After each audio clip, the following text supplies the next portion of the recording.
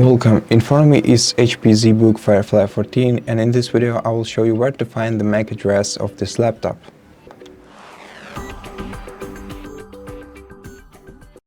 So to open the full list of MAC addresses, you have to simply open the Start menu, then input CMD, and then open the command prompt as administrator.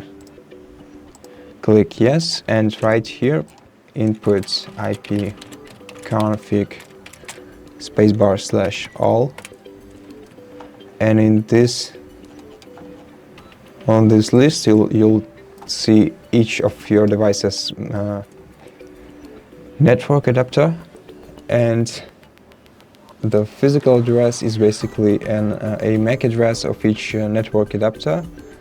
And if you want to check the currently using the MAC address that your device is currently using, you have to check the MAC address that the network adapter that is currently in use uses. So for me it's wireless LAN adapter Wi-Fi. As you can see, each of the media above are disconnected, almost each of them.